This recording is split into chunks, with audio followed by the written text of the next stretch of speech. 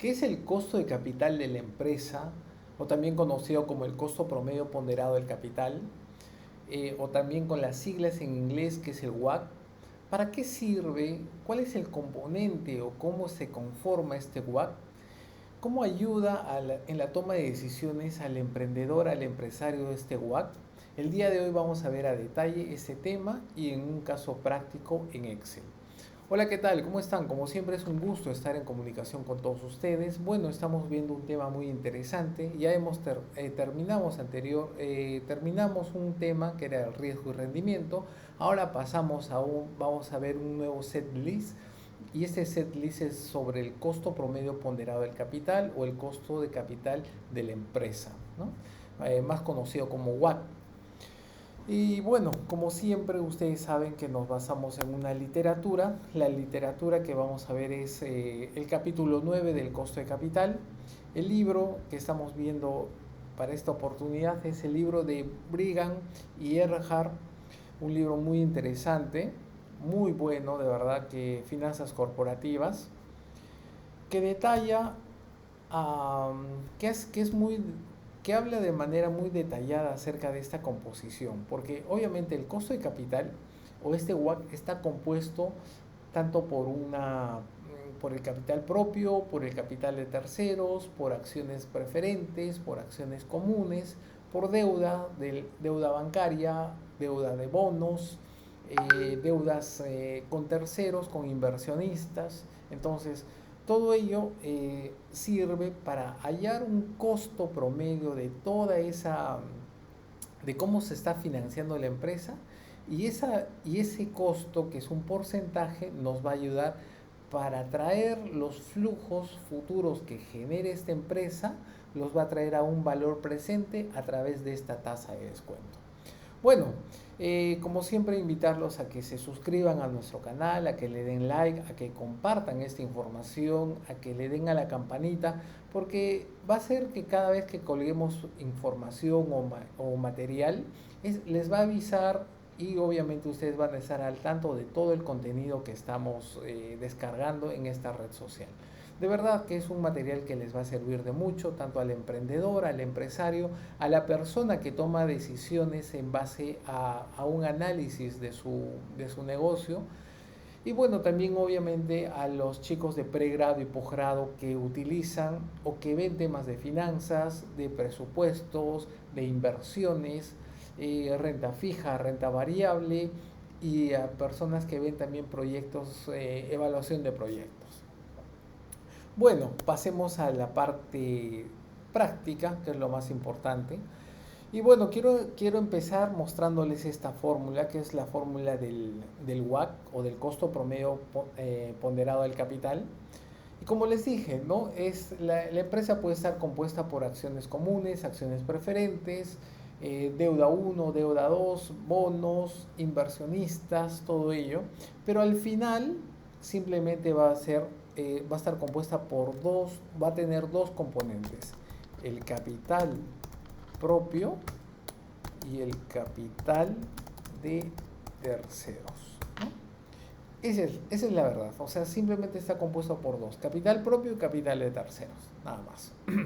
Ahora, ¿este capital propio tiene un costo? Así es, vimos eso a través del modelo del KPM, y lo vamos a volver a ver también para desarrollar, pero ahorita vamos a poner números, ¿no? Entonces, el capital propio puede tener un costo de un 17%, y el capital de terceros podría tener un costo de un 11%. 11%. Ahora, la gran pregunta es, ¿por qué el capital propio es más alto que el capital de terceros? ¿No? ¿Por qué no el capital de terceros es mayor? Si fuese mayor el capital de terceros, no tendría lógica esta operación. Y les explico por qué. Porque en un negocio, ¿quién arriesga más? ¿El inversionista tercero o el dueño del negocio? ¿Qué sucede si este negocio entra en bancarrota o cierra operaciones? Lo primero que va a hacer el negocio, obviamente un negocio formal, y obviamente porque la ley le exige que haga eso, Lo primero que va a ser pagar al Estado, ¿no? Los tributos, los temas pendientes que tenga con el Estado, ¿no? O va a llegar a un acuerdo con el Estado para pagar los impuestos que debe. En segundo lugar, va a pagar a sus trabajadores, ¿no? Va a liquidar a sus trabajadores y les va a dar sus beneficios sociales. En tercer lugar, va a pagar a sus proveedores. Si tiene mercadería de sus proveedores, le va a devolver, o si no, simplemente le va a pagar por esta mercadería la tiene en su almacén, o la va a vender para pagarle a sus proveedores, ¿no? En cuarto lugar, si tiene deudas con terceros, con banco, con todos los activos que tiene la empresa, los va a vender y con ese dinero va a hacer frente a las deudas que tiene con el banco o con los bonistas, ¿no? Y por último, ya cuando esta operación, obviamente, con lo que queda, va a pagar a los dueños del negocio o a los accionistas. Y como ustedes recuerdan, vimos que mientras más riesgo tiene la operación, debería tener mayor rendimiento. Es por eso que el dueño del negocio está arriesgando más, por ende, su costo del accionista es mayor al costo de terceros.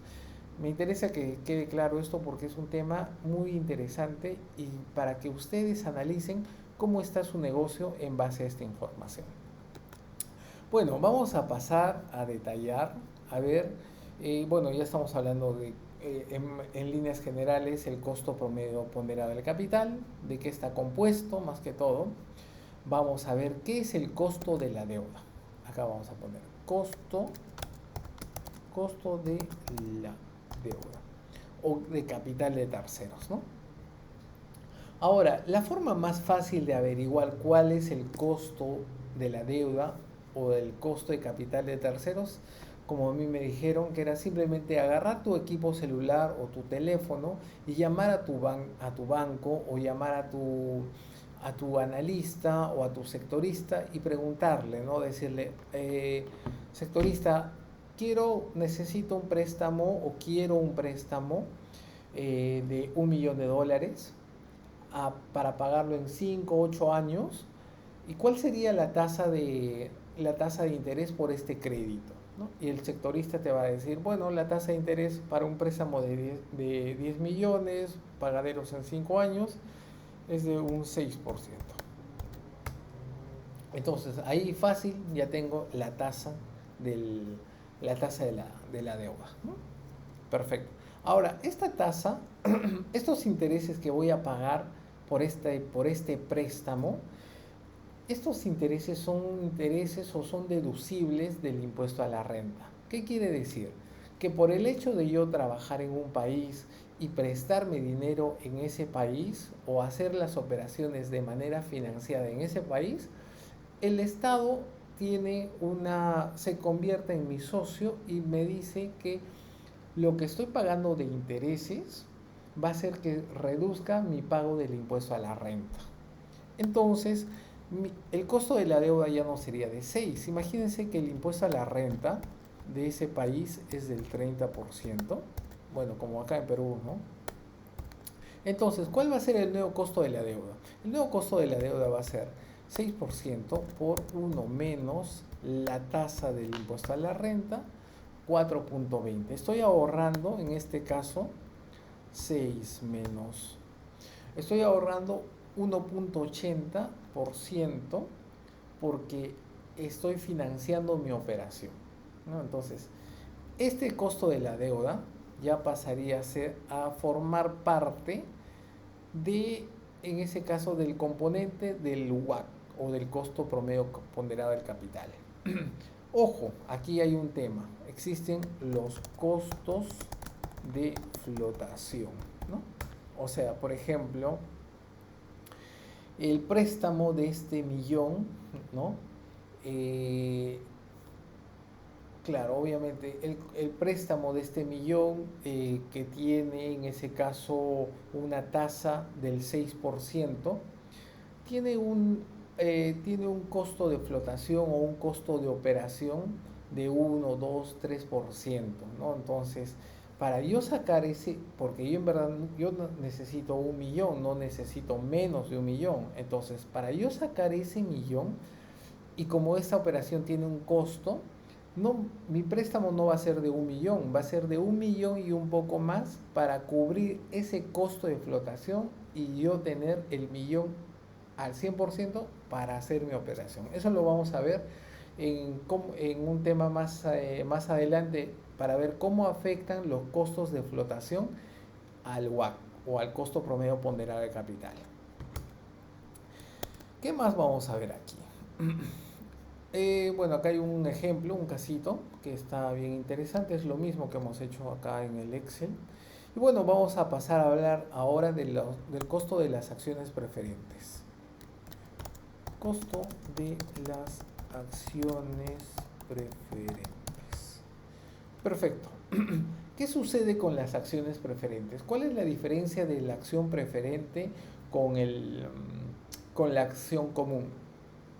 La acción preferente te asegura un dividendo y te da o te pone algunos candados, ¿no? Por ejemplo, el candado más conocido en los costos, en las acciones preferentes, es que que el dueño de esas acciones preferentes no tiene opción a voz ni a voto en el directorio o en la asamblea de accionistas.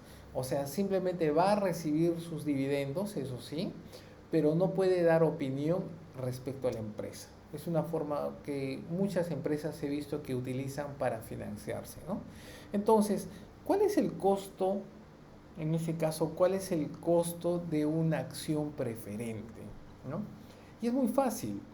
Lo que nosotros haríamos acá sería ver, por ejemplo, el valor nominal de esa acción preferente, que podría ser 1000, vamos a ponerle formato, el dividendo que está pagando, que podría ser, digamos, de un, ¿cuánto?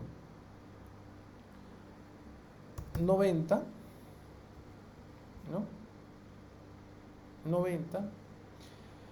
Y bueno, con esa información ya nosotros podríamos hallar a cuánto asciende el costo de la acción preferente, ¿no?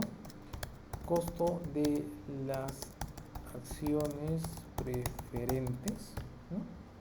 Entonces, el costo de las acciones preferentes, como está acá, vemos que es el dividendo sobre el precio nominal, ¿no? El dividendo sobre el precio nominal. Entonces, el dividendo 90 sobre el precio nominal 9%, ¿no? Entonces, ese es el costo de las acciones preferentes. Como les dije, existen costos de flotación. Aquí también podría haber un costo de flotación. Y el costo de flotación, digamos que fuese de un 3%, ¿no?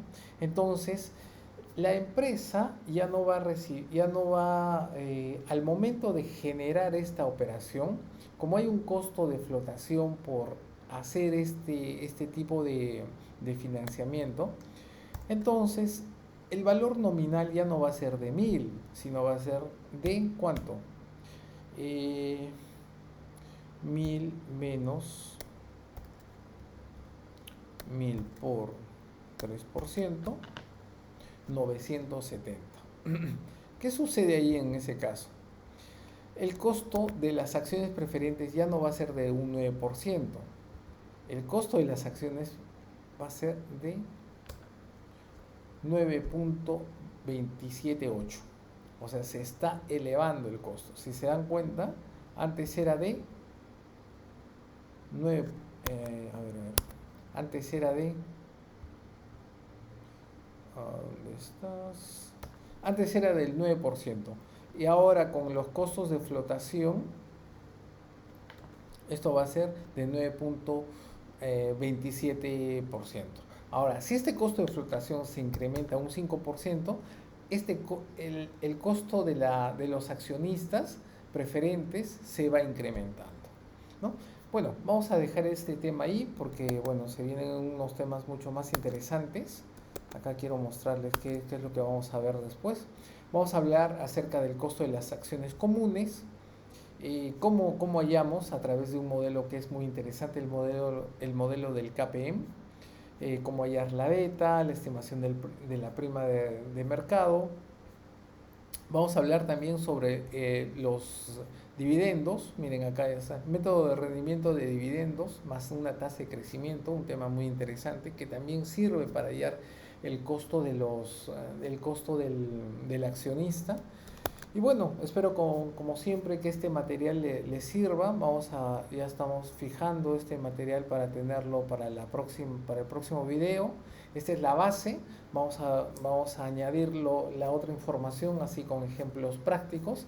Y como siempre, invitarlos a que se suscriban, a que sigan en nuestro canal, vean nuestro contenido. De verdad que es un contenido que lo desarrollamos con bastante bueno, somos muy específicos en este contenido y estoy muy seguro que les va a servir de mucho. Como siempre, un gusto estar en comunicación con todos ustedes. Nos vemos, cuídense.